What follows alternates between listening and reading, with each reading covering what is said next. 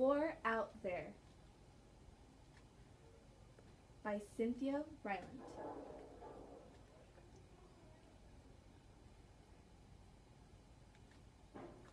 Everyone in Glen Morgan knew there was a wild boar in the woods over by the Miller farm.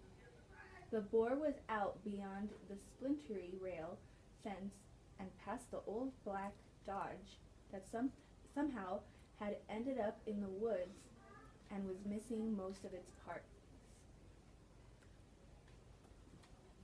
Jenny would hook her chin over the top rail of the fence, twirl a long green blade of grass in her teeth, and whisper, "Boar What's her name? out there, Jenny."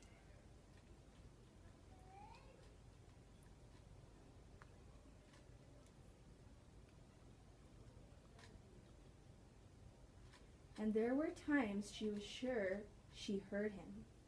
She imagined him running heavily through the trees, ignoring the sharp thorns and briars that raked his back, and sprang away trembling.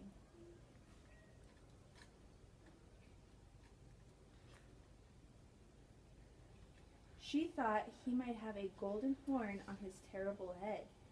The boar would run deep into the woods, then rise up on his rear hooves, throw his head towards the stars, and cry a long, clear, sure note into the air. The note would glide through the night and spear the heart of the moon. The boar had no fear of the moon. Jenny knew as she lay in the bed listening. One hot summer day, she went to find the boar. No one in Glen Morgan had ever gone past the old black Dodge and beyond, as far as she knew. But the boar was there somewhere, between those awful trees, and his dark green eyes waited for someone. Jenny felt it was she. Moving slowly over damp brown leaves, Jenny could sense her ears tingle and fan out as she listened for thick breathing from the trees. She stopped to pick a teaberry leaf to chew, stood a minute, then went on.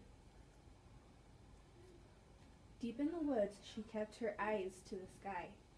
She needed to be reminded that there was a world above and apart from the trees, a world of space and air that didn't linger all about her, didn't press deep into her skin, as forest air did.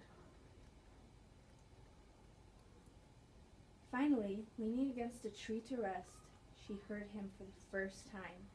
She forgot to breathe, standing there listening to the stamping of hooves, and she choked and coughed.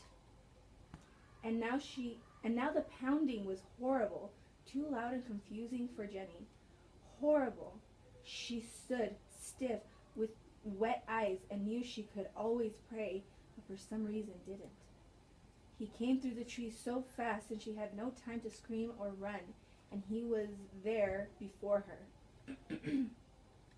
His large gray-black body shivered as he waited just beyond the shadow of the trees she held for support. His nostrils glistened and his eyes, but astonishingly, he was silent.